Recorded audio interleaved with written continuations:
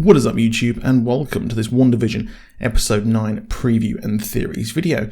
So the only footage we've not seen as of yet in the show that is also in the trailers is Wanda and Vision stating how this is their home and they are prepared to fight for it. It's evident from the post-credits scene that a showdown will be happening with fake Vision versus zombie Vision, well, white Vision that is. As mentioned in my breakdown, well, the last episode, which you can check out on my channel, well, it had a white Vision, which had a very heavy callback to the comics. Briefly, Vision attempted to get into every computer on Earth to force world peace. Remind you of Age of Ultron much? Well, later when he and Wanda were on the West Coast Avengers, he was kidnapped after his children were born and by a coalition of a group of spy agencies from around the world.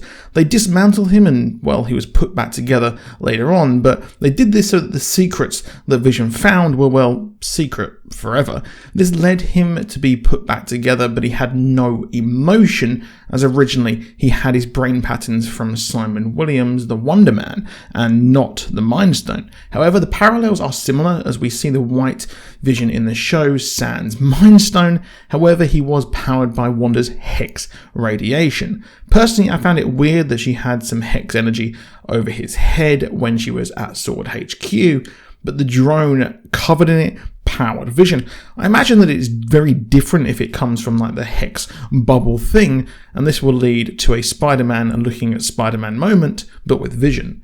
The question is, will Wanda be able to keep her created Vision in the world, or will she have to learn to live with the emotionless version, or will she simply just have no Vision at all? Well, the showrunners did have a picture of Wonder Man, Simon Williams, in the writer's room, and we did have an Easter egg of his brother, the Grim Reaper. Considering that Zemo created this superhero persona of Wonder Man, I can see a possible continuation right on through to the Falcon and the Winter Soldier, considering that Zemo is the big bad of that show, with the return of Vision, so to speak, being a long play through the TV MCU division. However, imagine if James Spader did indeed return to voice Vision, and this is how Ultron does indeed return to the MCU, as he did in the comics multiple times. Now, according to the verified leaks, the episode will be 50 minutes long, so that's 40 minutes of credits, I guess. It's reported to be the finale and will indeed have the Wandavision household face off against the big bad. Of course, we have no idea who exactly the big bad is, as if it's Agatha, then it's a complete letdown, and we really need a big bad that is huge, I guess, bigger bad. And to be honest, our boy Hayward is so incredibly suspect, it absolutely hurts. He has orchestrated this whole thing even more than Agatha. Heck, Agatha just wanted to work out what the deuce she really is, while Hayward seemingly kicked this whole thing off and let it run. He put the idea of reviving Vision in her head and making her look even crazier on camera so he can frame her for stealing Vision. All the while he went out and deployed him while sending Monica to see what happens if you go into this radiated hex. And finally, antagonizing Wanda enough to justify sending in a drone. It's not out of the realm of possibility that he and Agatha were working together, as Agatha has long thought of being working with a demon like Mephisto, except my magic 8-ball says the outlook is not so good for Mephisto. She had a book which is thought to be the Darkhold, but yes, it was in Agents of S.H.I.E.L.D. and Runaways, so well, I don't know, multiverse or something?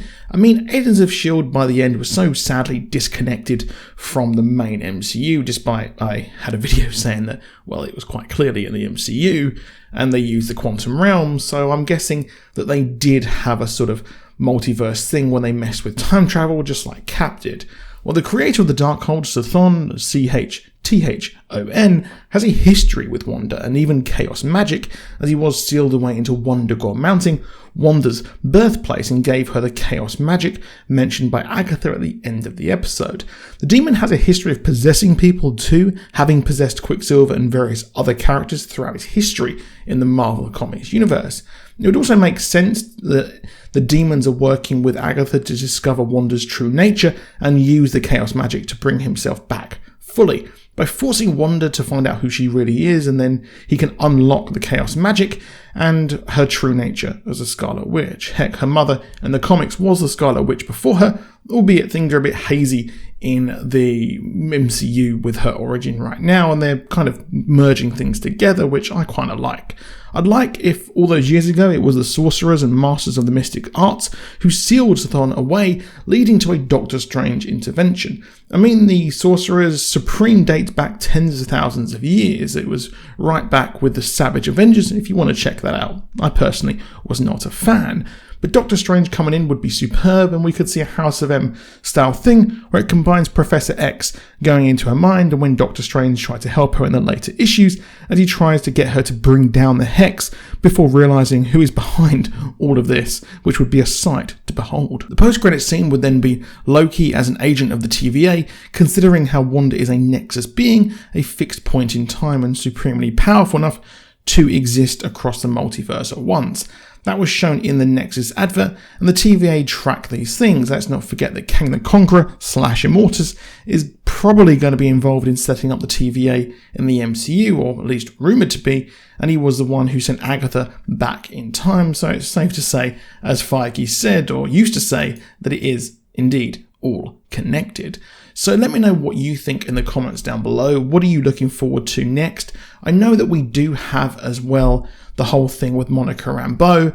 We do have Vision rushing towards her, and we did have a kind of clip show, so to speak, here. So what I'm fully expecting is that Vision will find her, and then those two, as well as Monica, will pair up to fight against Sword, or unfortunately, considering Monica is part of Sword, I think it will be Wanda and Vision together fighting to save this reality and their home together, with Wanda then possibly becoming a big bad in Doctor Strange 2 and the Multiverse of Madness, which would then lead to her possibly being possessed by Chthon, just like she was sort of in the comics, as she started to become an agent of him, and they are connected. We know that Monica and Darcy and Jimmy Woo are going to be in Doctor Strange 2 and the Multiverse of Madness, so with that in mind, I'm not expecting a full and complete resolution to this show. I'm expecting this simply just to be a lead-in. I don't mind, because at the end of the day, it's not a TV show on, well, TV. It's not on cable or basic TV or anything like that. It is a setup for these movies, so we're not going to get a full and complete ending or resolution. I don't expect that, and to be honest, it would be better if we had that kind of cliffhanger leading in to Doctor Strange 2 or even Spider-Man 3, which would be curious nonetheless. But I'm excited to see where this goes next, and like I said, due to the connected nature, we're not going to get the full resolution, and to be honest, with this show being as weird and crazy as it is, well, I would expect something a bit more convoluted than simply a resolution. But that's it. I'll see you soon, and goodbye.